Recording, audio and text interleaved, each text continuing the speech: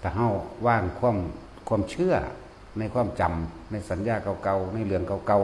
ๆเกี่ยวกับสิ่งที่ผู้เฒ่าผู้แก่พ่อแม่พาเฮ็ดมาความเชื่อผิดๆแต่กี้เชื่อว่าผีปูตารักษาโรคภัยไข้เจ็บหรือดลบันดาลสุขทุกข์เชื่อว่าพระพุทธรูปเป็นสิ่งศักดิ์สิทธิ์ดลบันดาลเงินทองทรัพย์สมบัตินั้นนี่ให้ได้เชื่อว่าหายศถาบรรดาศักดิ์ให้ได้เชื่อว่าจะไปลบลู่ดูถูกดูหมิ่นพระยกลงพระยานาคสารพัดนั่นแหละที่พวกเขามีความเสื่อไปในทางที่เขาจะผิดบ่เป็นความจริงนะนั่นแหละถึงบอกว่าคือจังเฮามีความเชื่อว่าเวลาให้ทานนั่นสิเกิดขอแล้วก็ถือปลูกฝังในการให้ขออีกปลูกฝังจะได้ยังขอเอาเด้อมีของดีบ่เอานี่เอาไปอธิษฐานเอาเด้อปกป้องคุ้มครองเด้อป้องกันนั่นป้องกันนี่เด้อเนี่ยนี่คือความเชื่อผิดที่สืบต่อกันมายาวนานนะเชื่อในสิ่งที่ได้ยินได้ฟังเชื่อในประเภทนี้ต่างๆที่เคยทำสืบต่อกันมานะเชื่อเพราะว่าบุคคลคนนั้นสมควรเชื่อไปเพราะว่าเคยเห็นมาแล้วคือพวกเฮาเห็นอยู่นี่แหละถึงเดือน4เดือน5เดือน6เลี้ยงผีปูตามั่งผีหอเจ้าบ้านมั่งผีนั่นผีนี่ผีผ่าผีแทนผีแม่นผีโคตรพอโคตรแมงยังบุญอีกเนาะ สั้นๆแล้วหลายอย่างที่พวกเขาบ่เข้าใจความจริงเพราะว่าอย่างเหงาจังพากันเลี้ยงผีเลี้ยงผีเลี้ยงบ้านยังที่ตามความเสื่อของเขาเองนั่นแหละเพราะความกลัวตัวเองไม่มีความสุขกลัวตัวเองไม่สมหวังกลัวตัวเองเจ็บไข้ได้ป่วยกลัวตัวเองหาเงินหาทองบ่ได้กลัวไม่ได้รับการคุ้มครองกลัวมีแต่ความเป็นนั่นแหละจึงพ่อแม่เฮาก็บ่ฮู้ปู่ย่าตายายเฮาที่ผ่านมาก็บ่ฮู้ก็เลยเฮ็ดไปตามสืบต่อกันมาตามที่เคยกระทำมานั่นเองเพราะว่าธรรมะเนี่ยมันเป็นของผู้ใดผู้หนึ่งที่นำมาแสดงได้ง่ายๆส่วนมากก็คือทำสืบต่อกันมาในทางที่เป็นเสียส่วนมากคนที่รู้จริงเห็นจริงปฏิบัติจริงนำความจริงออกมาแสดงนี่หายากเด้เพิ่นแสดงเบิ่งแล้วยังเบิ่งแล้วปี1 2ปีบ่คือไว้บ้านนี่หนีเด้บ่คือไปละนะหลายอย่างโพดดอกเสือเกี่ยวกับไสยศาสตร์จังซี่ผู้นั้นใส่ผู้นี้ใส่นั่นแหละเพราะว่าเฮามีความบ่มีปัญญาบ่มีความรอบรู้ตามความจริงในสิ่งทั้งหลายทั้งปวงในประสบการชีวิตของตนมั่งแล้วก็รอบรู้ในกองสังขารเพิ่นแปลนั่นแต่เฮาแปลให้กว่านั้นบ่เห็นตามความเป็นจริงไสยศาสตร์ผู้นั้นแต่ว่ามันไข่มาลาเรียมันสักมันหนาวมันร้อนมันเบามันเพ้อก็ว่าผีเข้าจังซี่แม่ก็เอาไปหาหมอน้ำมนต์ก็เอาน้ำสัดใส่ซักก็เกาอีกก็เพ้อก็เกาอีกเนาะผีมันสิมาหาเข้ายังอยู่ใส่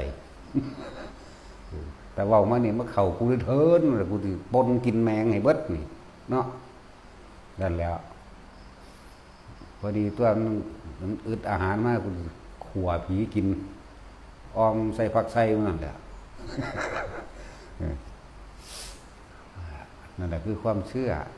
สืบต่อกันมามันเป็นความเชื่อผิด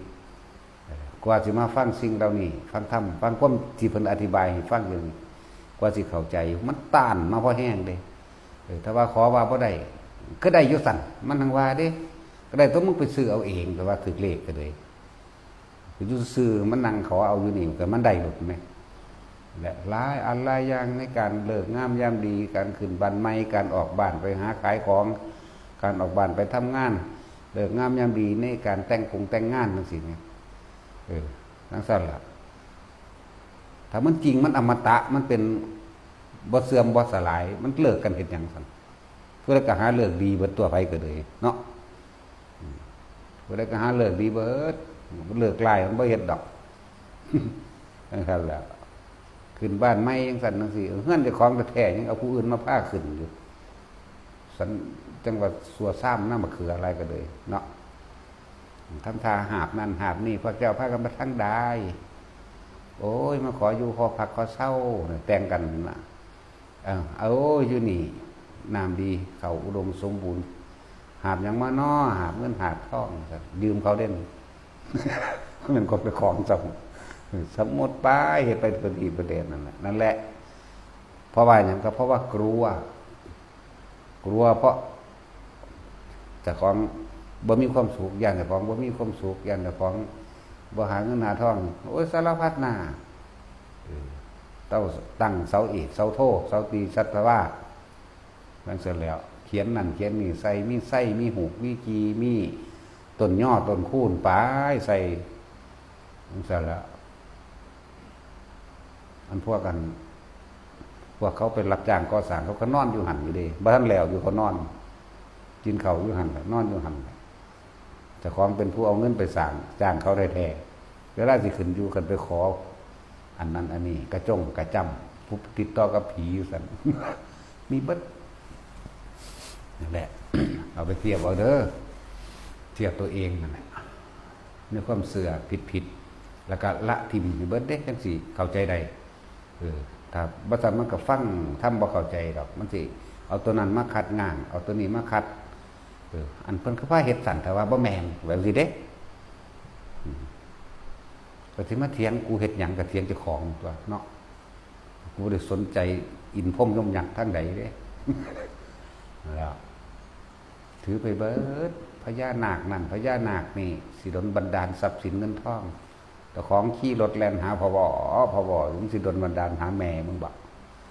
รักษามึงหันรักษามึงนี่บ่เห็นรักษาจังหม่องบ่เชื่อเลยอันนี้วันนี้พระท่านสิปล่อยพระธาตุพนมลมต่อถ้าว่ามันมีก็เลยเนาะเท่านั้นเท่านี้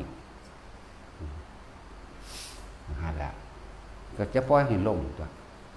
ก็จะให้เครื่องไม่ขึ้นเดี๋ยวพากันถากกันถางออกปัดกวาดสะอาดแปลนดีนี่ตัวเพราะนั้นก็ยังว่ามีขโมยขโจรกับไปลักของบางอันนี้คือว่าจับก็ไปแกล้งตำรวจคุณเนาะหลายอันหลายแบบคือความเสื่อผิด